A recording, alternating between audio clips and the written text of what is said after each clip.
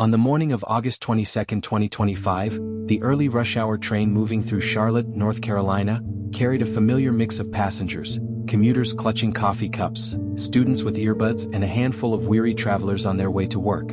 It was routine, the kind of morning Americans often take for granted. Train doors sliding open, announcements echoing through the cars, the faint smell of diesel and metal lingering in the air.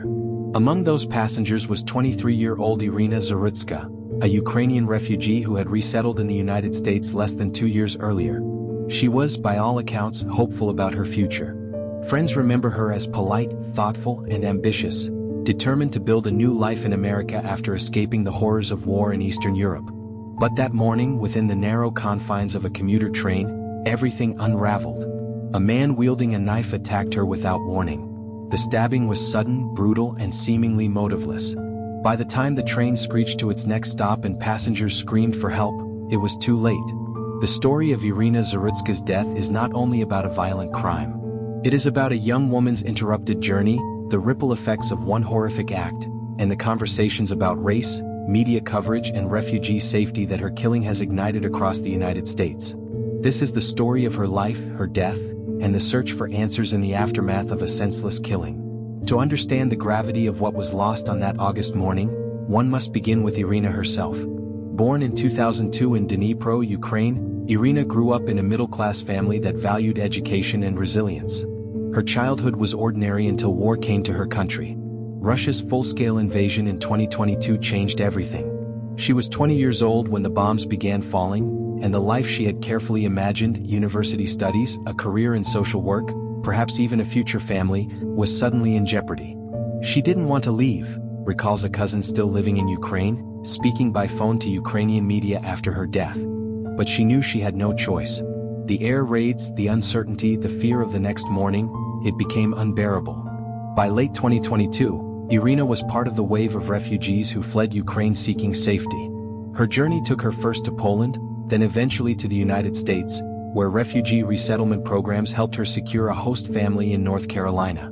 In Charlotte, she worked modest jobs, first in retail, then at a local cafe. She was enrolled in English language classes at a community college and volunteered at a local church that supported other refugees. Friends said she rarely complained, even when loneliness crept in. She had this optimism about her, said a fellow student from her ESL course. She always believed things would get better. She wanted to give back to the country that gave her a second chance. Her dream, according to her family, was to pursue a degree in social work, focusing on immigrant and refugee support. But those dreams were cut short. The train that morning was not unusual for Iryna. She often took the light rail into central Charlotte, a reliable if unremarkable part of her daily life. Surveillance footage later confirmed she boarded the train at around 7:15 a.m., carrying a tote bag and scrolling through her phone. Passengers described her demeanor as calm. Some recall her glancing out the window, perhaps lost in thought. The attacker, later identified as a 29-year-old man with a history of petty crime and reported mental health struggles, boarded only one stop later. Witnesses say he appeared restless, pacing slightly, muttering under his breath. What happened next was so sudden that even seasoned investigators later admitted it was difficult to reconstruct. According to police reports, the man approached Iryna without speaking. With a quick, forceful movement, he pulled out a knife and stabbed her multiple times in the chest. Passengers screamed. One attempted to intervene but was pushed back. The assault lasted less than a minute, but its impact was catastrophic. Blood spread across the train's floor. Passengers rushed to press emergency buttons, while others tried to administer aid. But the wounds were too severe. By the time the train reached the next station, first responders were on scene. Despite their efforts, Iryna was pronounced dead shortly afterward at a nearby hospital. Witnesses described the scene as pure terror. One commuter told local reporters, "It was just chaos. People were screaming, crying, trying to get away. It didn't feel real. One moment she was just sitting there, and the next moment this man was attacking her. I'll never forget it." The suspect was subdued by two male passengers who held him until police arrived. Officers later confirmed that he did not know Iryna. The attack appeared random. That randomness was perhaps the most unsettling detail. In a country already grappling with public fears about safety on public transport, the killing became another flashpoint. Charlotte's mayor released a statement within hours. Within hours of the arrest, the Charlotte-Mecklenburg Police Department began piecing together what had happened on the train. Surveillance footage from multiple cameras showed the sequence of events. Iryna boarding at her usual stop, the suspect pacing nervously, the sudden flash of a blade and the chaos that followed. Detectives interviewed passengers one by one. Several were still visibly shaken, some breaking into tears mid-sentence. One recalled the suspect muttering about voices before the attack. Another insisted he looked directly at Iryna before lunging, as if she had somehow been chosen. Police confirmed there was no prior connection between the suspect and the victim. No evidence of stalking, no shared acquaintances, no online interaction. It was, in the stark words of the lead investigator, a crime of devastating randomness. Prosecutors quickly filed first-degree murder charges, citing both the brutality of the attack and the lack of provocation. As journalists began digging, a troubling portrait of the suspect emerged. Raised in a working-class Charlotte neighborhood, he had drifted between jobs, struggled with substance abuse, and accumulated minor arrests for theft, disorderly conduct, and assault. Court records revealed something more haunting: repeated notations of untreated mental illness. In one hearing, a judge had even warned, "Without intervention, this man poses a risk to himself and others." But interventions never came. North Carolina, like much of the U.S., faced a shortage of affordable psychiatric care. His mother told reporters that she had begged for help but was turned away due to cost and lack of available beds. The revelations fueled an angry public debate. Was this a murder that could have been prevented if the mental health system had functioned properly? Or was it simply the inexplicable act of a violent man, unbound by reason? The arraignment was swift. The suspect, dressed in an orange jumpsuit, stood before the judge and said nothing. His attorney entered a plea of not guilty by reason of insanity, a move that divided public opinion immediately. For Iryna's family and supporters, the plea felt like an insult. "She is gone forever," one community leader said outside the courthouse. "And now they want to say he didn't know what he was doing? He knew enough to carry a knife." The defense painted a different picture, portraying the suspect as a man lost in delusions, tormented by hallucinations, unmoored from reality. It was clear the trial, when it came, would not only weigh evidence but also test the very definition of accountability. Charlotte, a city with a growing immigrant population, was shaken. Vigils continued, each one larger than the last. Local musicians played Ukrainian hymns in public squares. Activists organized self-defense workshops for women, particularly refugees who often commuted alone. The train station where the attack occurred became a memorial site, its walls lined with flowers, flags, and candles. For weeks, passengers passed silently by her photo, pinned to the wall with a simple caption, "She survived war, but not us."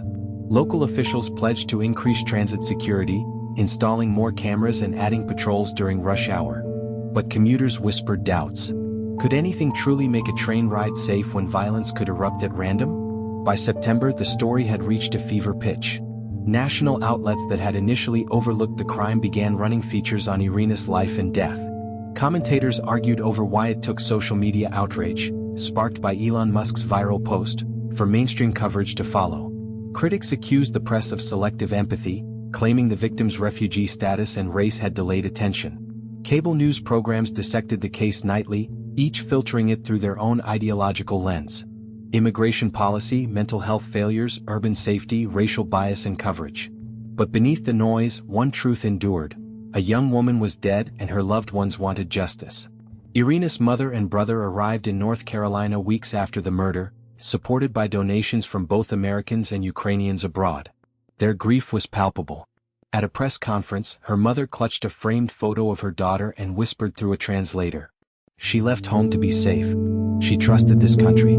Please do not forget her." The family faced an agonizing decision. Should Iryna be buried in Ukraine, the soil of her birth, or in North Carolina, the place she had tried to build her future? After days of debate, they chose Charlotte, saying she had wanted to stay in America, no matter the hardship. Her gravesite quickly became a pilgrimage point for refugees across the region. The trial began in early 2026. Prosecutors laid out a brutal, straightforward case. A knife attack, a defenseless victim, multiple eyewitnesses. The defense countered with psychiatric evaluations, painting the accused as a man detached from reality, guided by delusions rather than intent. The jury watched hours of footage, surveillance videos, body cam recordings, and heart-wrenching testimony from passengers who had tried to save Iryna. After weeks of deliberation, the jury rejected